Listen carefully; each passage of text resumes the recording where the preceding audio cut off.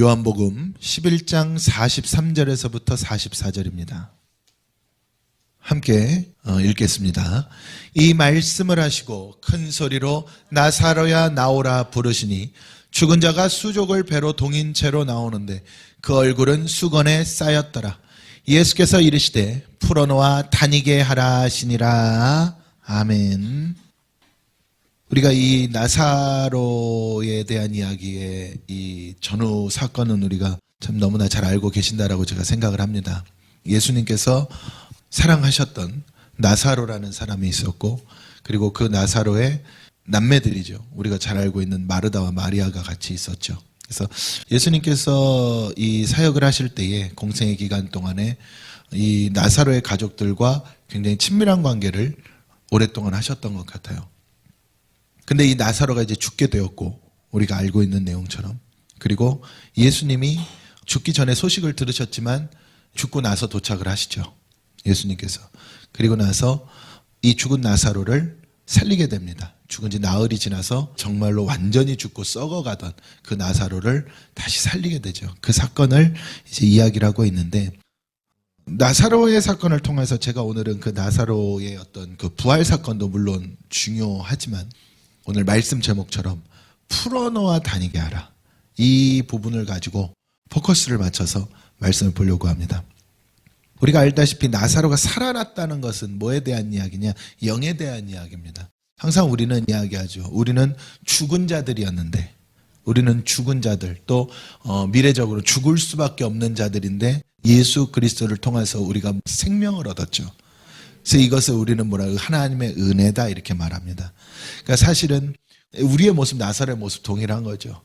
죽어서 시체가 되고 썩은 내가 날 수밖에 없는 그러한 죄인인데 예수를 통하여서 우리가 생명을 얻었다는 것, 이게 참 놀라운 겁니다.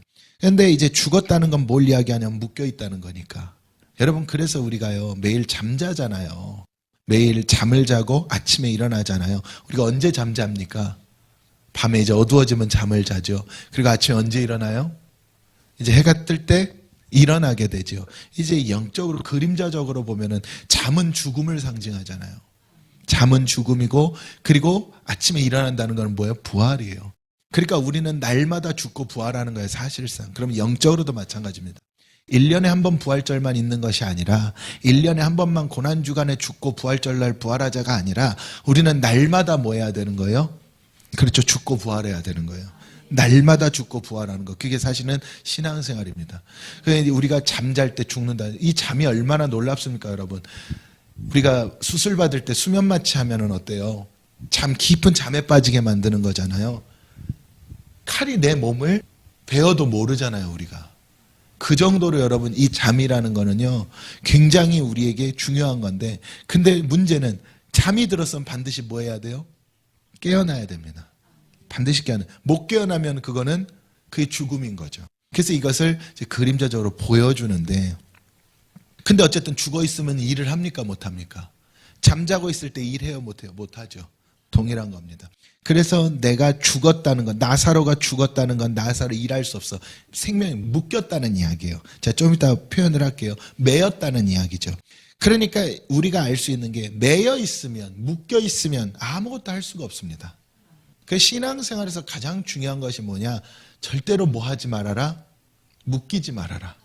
매이지 말아라. 절대로 매이면 안 되고 묶이면 안 됩니다. 그래서 우리가 영육으로 마찬가지예요. 영적으로도 묶여 있으면 안 되고 육적으로도 묶여 있으면 안 돼요. 마음적으로, 혼적으로도 영혼육이 묶여 있으면 안 된다는 이야기죠. 내가 만약에 영적으로 묶여 있다면 구원의 문제가 붙어버리고, 그 다음에 육과 혼적으로 묶여 있다면 내가 하나님의 영광을 위한 일을 하는데 문제가 붙는단 말이에요. 그러니까 궁극적으로는 영혼육이 다 뭐 해야 돼요? 자유해야 돼. 풀어져 있어야 돼. 그래서 성경에서 진리를 알지니 진리가 너희를 뭐하게 한다? 자유케 한다. 진리가 예수 아닙니까? 그 예수 안에서는 우리가 뭐 할 수밖에 없어요? 자유할 수밖에 없어야 된다. 그것을 이야기하는. 그럼 나사로가 죽었으니까 묶였어요. 이거 하나님이 살립니다. 여러분, 우리가 신앙생활 할 때요 정말 묶이면 안 되는데, 내가 예수를 모를 때가 있고 믿음이 없을 때가 있잖아요. 그럼 이거는 영적으로 보면 뭐해 있는 상태예요? 묶여 있는 상태, 죽은 상태입니다. 근데 이때 이거는 누가 살려야 돼요? 그렇죠. 하나님이 살려요. 이거 은혜밖에 없어요, 이거는. 그러니까 하나님의 은혜가 찾아오지 않으면 우리는요, 무슨 수를 써도 살아날 수가 없습니다.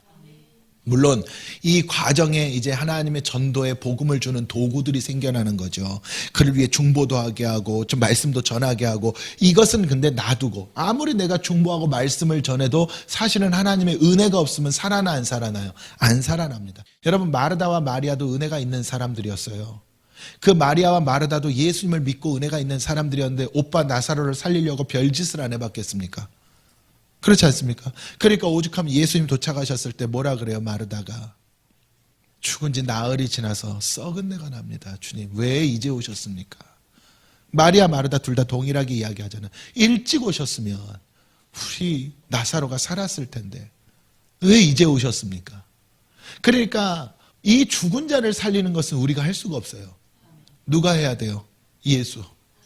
하나님은. 그래서 여러분 말씀을 주는 거예요. 그래서 말씀을 줬을 때, 믿음이 없는 자들에게 그래서 말씀을 주는 거예요. 말씀을 줬을 때 그가 살아난다는 거, 응답한다는 건데, 그러면 그 안에 뭐가 있다는 이야기예요? 하나님의 은혜가 있다는 이야기입니다. 그래서 여러분, 말씀이 중요한데 그 말씀도 어디에 가서 역사해요? 은혜 있는 곳에 가서 역사하는 거예요. 아무에게나 말씀 준다고 다 은혜 받는 게 아닌 거죠. 그 영적으로 죽어있는 자들 말씀 듣기도 싫어하잖아요. 근데 이 살아있는 하나님의 말씀, 즉 예수가 가면 살아나는 자들이 있어요. 우리가 그랬잖아요. 우리가 그래서 이 자리에 와 있는 것 아닙니까? 그러면 살아났다는 것은, 그러면 그 사람에게 뭐가 있다니? 하나님의 은혜가 있다는 이야기예요. 그래서 구원은 철저하게 하나님의 은혜입니다. 그러니 내가 그 구원받았다라고 말하는 것은 그 은혜 안에 살아가는 것이고, 그 내 영혼 살리신, 나 같은 죄인 살리신 은혜 안에 살아가는데 어찌 내가 원망하고 불평하며 하나님의 모든 이 주신 상황 가운데 내가 묶이는 삶을 살아가겠냐고요. 여러분, 그래서 내 영혼이 풀어진 자들, 하나님의 은혜를 받고 내 영혼이 그 죄의 사슬에, 죄악의 사슬에서 풀어진 자들은 항상 기뻐하고 범사에 감사하고 모든 것이 주의 은혜인 줄로 깨닫는 삶을 살아갈 수밖에 없어요. 그렇게 만드는 겁니다, 하나님이. 그래서 우리가 영적으로 묶여있다, 매여있다, 이건 방법이 없습니다. 살아계신 하나님의 은혜, 오직 예수입니다. 그것이 아니면 방법이 없어요. 그래서 은혜는 뭘 이야기합니까? 살리는 것이잖아요. 은혜는 살리는 겁니다. 그래서 은혜가 중요하다고 말을 하는 거죠. 근데 여러분, 이제 우리가 믿음 안에서 살아가잖아요. 그러면 내가 하나님의 은혜를 받아서 내가 영적으로 매인 것이 풀어져서 이제 말씀을 듣고, 아, 내가 예수 안에 살아가야겠다, 신앙생활 해야겠다, 내가 구원을 바라며 주의 일을 하고 살아가야겠다, 믿음 안에 살아가잖아요. 근데 문제는 내가 믿음 안에 있다 해도, 신앙생활 하고 있다 해도 내가 묶여 있으면 방법이 없습니다. 묶여 있으면 뭐가, 마음도 묶이고 생각도 묶이고 내 몸도 묶이고, 내가 묶여 있고 매여 있으면 뭘 할 수가 없어요. 일을 할 수가 없어요. 그러면 우리가 여기서 첫 번째 시작 단계가 있습니다. 내가 묶인 것이 있으면 풀어야 되잖아요. 그렇죠? 여러분, 내가 하나님의 은혜 받은 사람이라면, 아니 영적으로 매인 것 하나님 풀어주셨는데 내 육적으로 묶인 것을 내가 못 풀면 되겠냐고, 풀어야죠. 할렐루야. 여러분, 내가 묶이면은 교회에서도 어디서도 막 일하기 싫어지고 뭐하기 싫어지고 막 모든 게 꼴보기 싫어지잖아요. 여러분, 이 묶인 걸 풀어야 되는데, 그러면 이 묶인 걸 푸는 첫 번째 단계가 뭐냐? 내 안에 지금 어둠이 있다는 걸 인정을 해야 돼요. 여러분, 어떤 상황에서도 묶인다는 거는요, 내 안에 어둠이 있다는 거예요. 근데 많은 사람들은 그러죠. 목사님, 저 사람 때문에 제가 매이고 묶이고 자꾸 상처를 받아요. 그래요.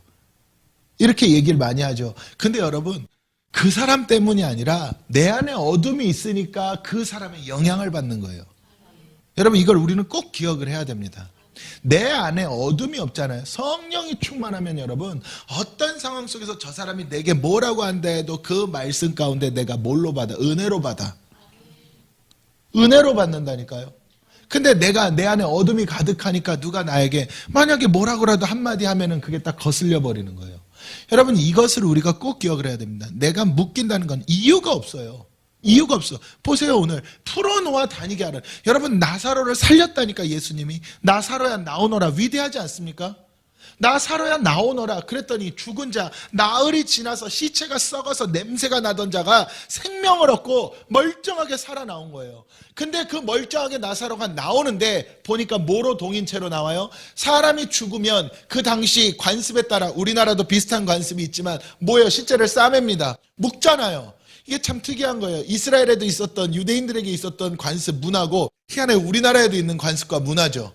우리나라도 배로 뭐예요? 동이잖아요. 그때 유대인들에게도 그랬나 봐요. 배로 동인 채로 나왔대. 그럼 배로 동여 있으면 뭐예요? 여러분 혹시라도 입관하거나 할 때, 저는 이제 입관 예배를 참 많이 들어가 봤거든요. 그러면은 그 봐요. 염한 상태에서 마지막 인사하게 해주고 그 가족들 보는 앞에서 쌉니다. 그 매는 거를 보면 정말로 움직일 수 없게끔 맵니다. 그때 정말 많이 유족들이 울어요. 진짜 이제는 다시는 그 얼굴을 볼 수 없다는 거니까 완전히 싹 다 쌉니다. 움직일 수 없죠. 매여 있으니까. 여러분 나사로가 배로 동인 채로 나왔대. 못 움직여요. 여러분 예수님을 통해서, 하나님을 통해서 은혜를 받아서 내 생명이 살아났다 할지라도 묶여있으면 못 움직인다니까요. 일을 못한다니까요. 걷는 거라도 똑바로 걷겠습니까? 그랬더니 예수님의 첫 마디가 뭐였습니까? 풀어놓아라. 풀어놓아서 뭐 하게 하라? 다니게 하라. 풀어놓아야 내가 아무리 생명을 주고 내가 아무리 죽은 자를 살렸다 할지라도 묶여있으면 안 돼. 풀어놓아야 다니고 풀어놓아야 일하고 풀어놓아야 복음의 증거가 된다는 이야기예요. 여러분 신앙생활하면서 그래 절대로 뭐 하지 말아라? 묶이지 말아라. 묶인다는 건 내 안에 어둠이 있다는 거니까 빨리 이것을 자각하고, 그래서 여러분 말씀 들을 때 아멘이 중요한 거예요. 여러분 내가 묶이잖아요. 내가 매이잖아요. 그러면요 좋은 생각 안 듭니다. 그때 막 은혜가 떠오른다? 이거는 거의 불가능한 일이에요. 묶여있으면 은혜가 떠오르겠습니까? 이미 어둠에 붙잡혔다는 이야기인데. 매여있으면 내가 누군가 딱 미워지잖아요. 그러면 어느 순간 갑자기 아이고 이쁘다 이렇게 절대 안 바뀝니다. 그래서 이때 뭘 들어야 된다고? 말씀을 들어야 된다. 그래서 말씀의 아멘이 중요한 거예요. 여러분 이 이야기입니다. 말씀을 들을 때 아멘이 중요하다는 건 반드시 말씀을 들어야 풀려. 나 스스로는 절대로 못 깨닫습니다. 그래서 여러분 사나 죽으나 어디 앞에 와서? 말씀 앞에 와서 살고 죽으라는 이야기예요. 그래서 제가 여러분들한테 가르쳐 드렸잖아요. 내가 정말 묶이고 매이고 정말 이 세상 가운데 내가 너무나 막 모든 어둠이 나를 붙잡을 것 같을 때 다른 건 노력하지 마시고 이를 악물고라도 어디로 오라? 교회, 다시 말하면 말씀 앞으로 오라. 여러분 아무리 몸부림쳐봤자 더 매이고 더 꼬여갑니다. 말씀이 없이는 풀어지지를 않아. 그래서 반드시 어디로 와서 살아나라? 말씀 앞으로 와서 살아나라. 그리고 그 말씀을 들을 때는 그 말씀이 내게 거슬릴 수도 있고, 왜냐하면 내 안에 어둠이 있으니까 말씀이 선포될 때 어둠이 아이고 아멘 이러겠습니까? 거슬릴 수도 있고 그게 안 받아들여질 수도 있고 저건 나랑 다르다고 말할 수도 있지만 그때 내가 입술을 열어 아멘하는 그 아멘이 얼마나 중요한 겁니까? 그때 아멘하고 그 아멘으로 주여 내가 아멘이 안 될 때 그때 무릎 꿇는 거예요. 할렐루야. 말씀이 살아있어야 나를 살려. 다른 건 날 못 살립니다, 여러분. 여러분 사람의 위로 순간이에요. 그것도요 받아들여지는 위로도 있지만 말 같지도 않은 위로도 있는 거예요. 왜? 위로라는 건 누구 입장에서 위로합니까? 자기 입장에서 위로하잖아요. 내가 물질 때문에 너무 고통스러운데 물질에 고통 없는 사람이 와서 괜찮아, 하나님께서 다 이유가 있으실 거야. 그게 위로가 됩니까? 말없이 돈 주면 좀 위로가 되겠죠. 그러니까 욥이 생각해보세요. 여러분 우리가 만약에 몸이 아파서 정말로 이 고통 가운데 있는데 건강한 사람이, 나랑 친하다는 사람이 와서 괜찮아, 다 하나님의 뜻이 있을 거야, 섭리가 있을 거야. 위로가 되겠습니까? 욥이 그랬잖아요. 모든 걸 잃고 자기 몸을 질그릇 조각으로 긁고 있었다니까요. 그 그릇 조각으로 긁고 있었다고. 근데 그때 친구들이 와서 뭐라 그럽니까? 하나님 뜻이 있을 거야. 야 네가 다시 한번 깨달아봐, 돌이켜봐. 욥이 거기서 폭발하죠. 와이프 앞에서도 폭발하지 않았던 욥이 그 친구들이 찾아온 그게 율법이에요, 여러분. 그게 율법입니다. 여러분 율법이라는 것은 자기중심이거든요. 여러분 내가 그 상황이 아니면 몰라요, 그 사람 상황. 근데 내가 그 사람 상황이 아니면 모르는데 그 사람한테 이래라 저래라 하는 게 율법이에요.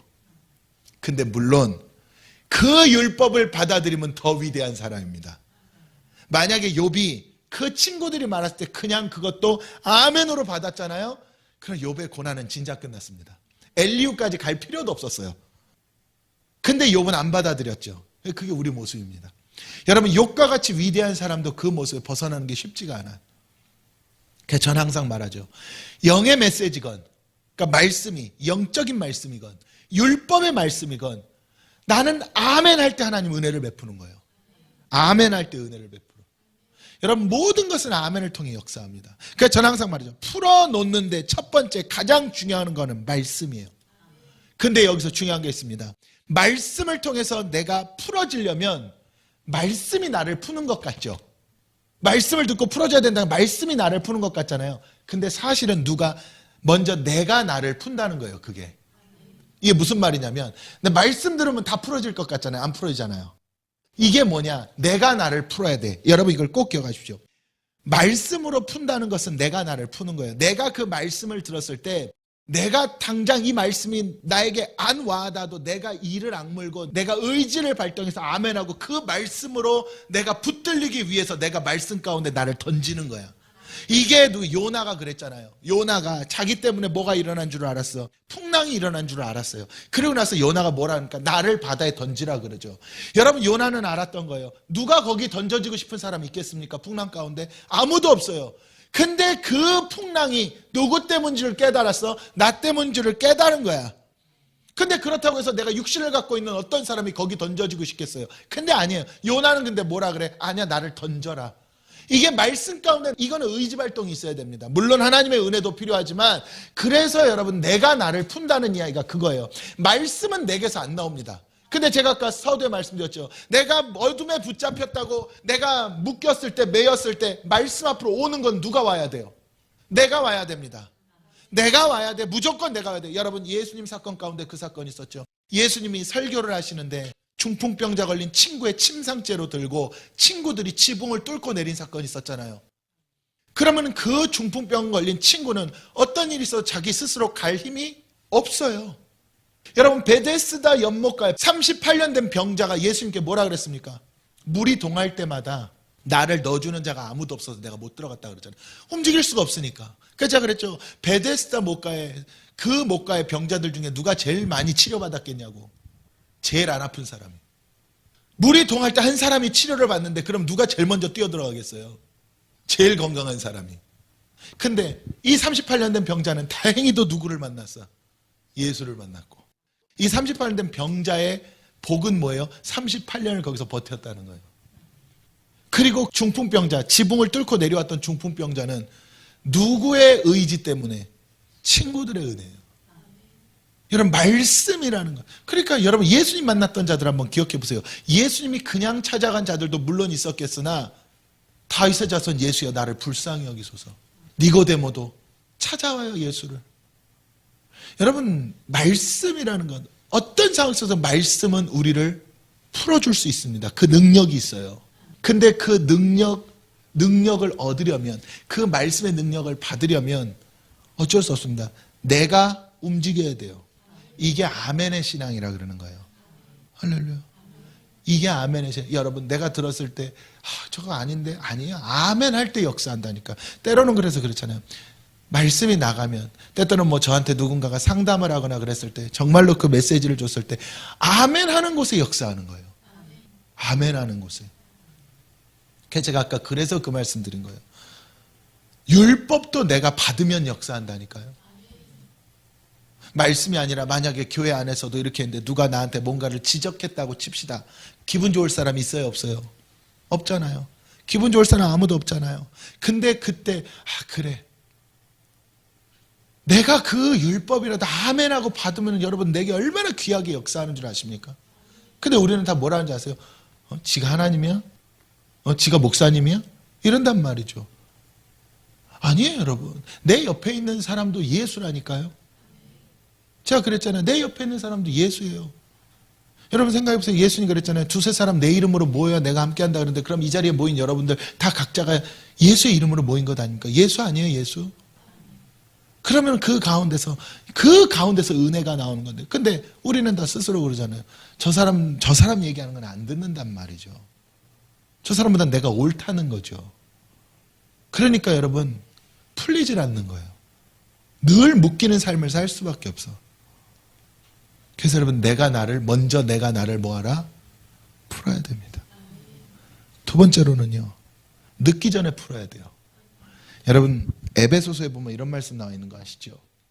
에베소 4장 26절에 분을 내어도 죄를 짓지 말며 해가 지도록 분을 품지 말래요. 여러분, 분이 날 수가 있다는 걸 인정을 한 거예요. 바울도 인정을 했어. 그렇죠. 자기가 할 말이 없죠. 분에 대해서는 바울도 할 말이 별로 없단 말이에요. 그러니까 인정을 했어.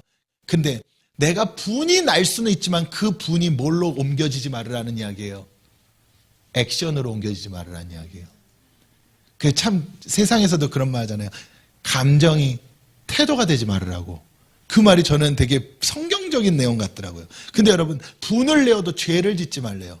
그 말은 인간이기 때문에, 죄성을 가진 인간이기 때문에, 어둠이 역사하는 인간이기 때문에 내 안에 분은 날 수 있으나 내게서 나오고 내게서 행해지는 순간 그건 뭐가 됩니까? 죄가 돼. 사실은 마음에 품기만 해도 죄인데, 그러면 왜 여기서 죄를 짓지 않는 것과 분을 내는 것을 분리를 했는지 아세요? 원래는 분만 나도 죄입니다.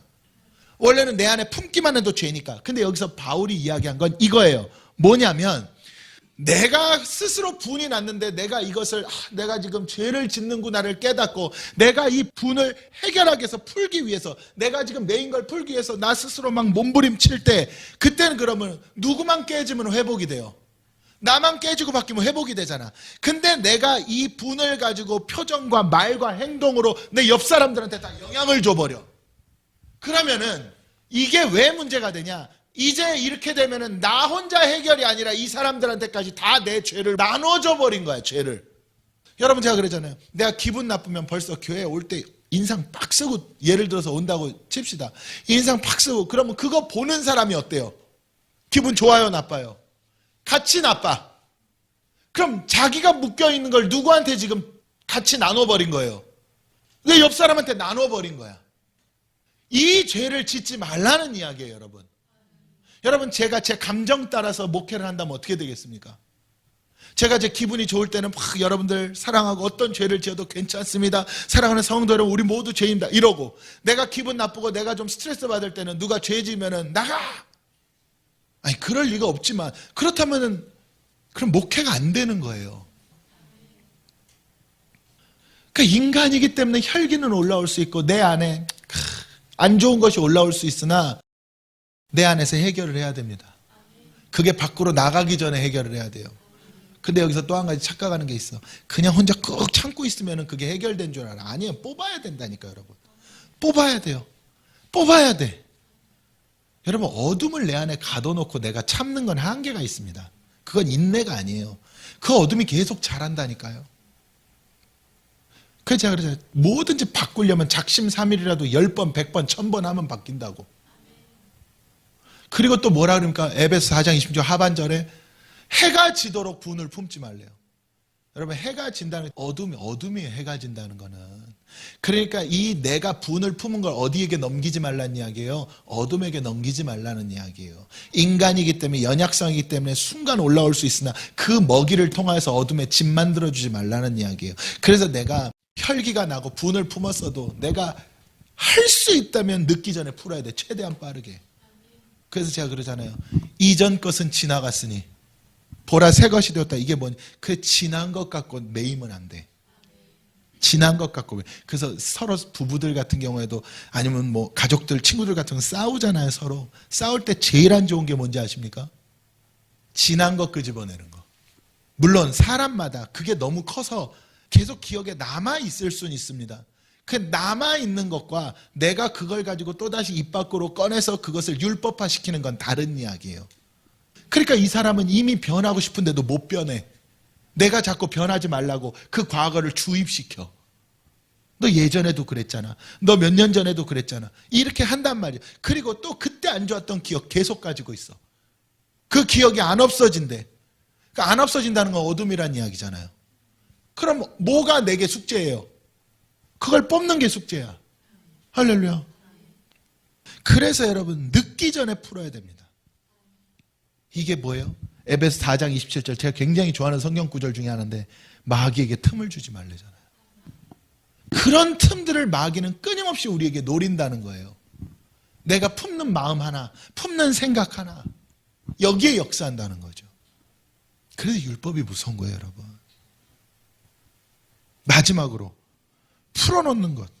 여러분, 내가 묶인 걸 푸는 것도 중요한데 우린 이거보다 더 성장하고 성숙해야 되니까 풀리는 자 말고 풀어주는 자가 돼야 돼.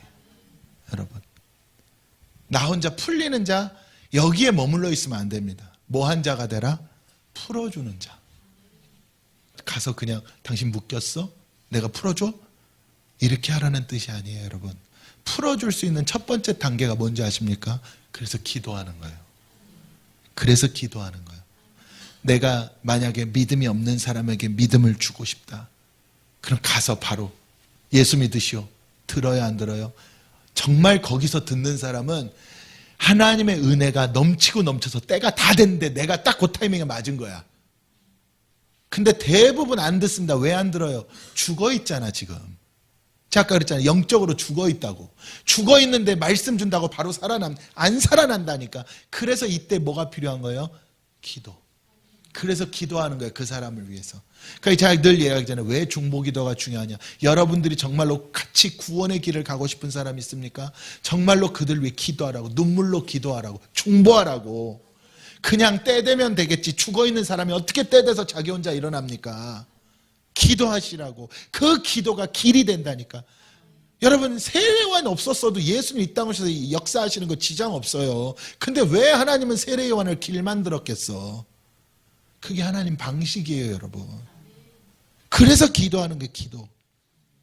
풀어주는 자는 그러니 쉬지 말고 기도하라. 여러분, 기도할 일이 한두 개가 아니에요. 교회 안에서도 마찬가지예요. 누가 묶였다 안 했다 얼굴 표정 보면 우리 다 알지 않습니까? 그러면 대번에 우리는 어떤 생각이 먼저 아유, 쟤 또 저러네.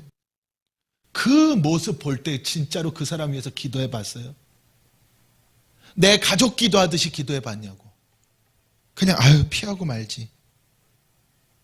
내가 어떤 사람 때문에 누구 때문에 기분 나쁠 때 그 사람 위해서 기도해 봤어? 그냥 신앙생활 하면서 아유, 그래, 혈기 부리지 말자. 저 사람도 저럴 만한 이유가 있겠지. 이 정도만 해도 대단한 줄 알고 신앙생활 하셨죠. 그것도 안 하면은 여러분, 그거는 믿음이 없는 거고, 그 정도도 못하면 그건 믿음 없는 겁니다, 여러분. 그럼 세상하고 다를 바가 없는데. 근데 내가 그 상황, 그 환경을 바라볼 때에 기도해 봤어요, 눈물로. 여러분, 풀어주는 자의 삶이라는 건 그런 거예요. 하나님 누굴 통해 일하시겠습니까? 이걸 뭐라 그러는 거예요? 한 단어로 사랑이라 그러는 거예요, 사랑. 여러분, 도대체 사랑이 어떻게 나가요? 좋을 때 사랑하는 거 누구나 다 하지 않습니까? 아니, 내 자녀 사랑하고 내 남편, 내 아내 사랑하는 거, 그것도 안 하면은 그건 문제 있는 거죠. 그 성경에 누구를 사랑하래요? 내 부모를 사랑하라고 기록 안 해놨어. 그거 당연한 거니까. 내 부모는 공경의 대상이에요. 공경하래요. 내 자식을 사랑하라, 자녀를 사랑하라. 당연한 거니까. 그거는요, 짐승들도 하는 거라잖아요. 짐승들도. 근데 성경에서 사랑하라고 명시한 게 있어요. 누구를 사랑하래요? 원수를 사랑하래. 또 이웃을 사랑하래.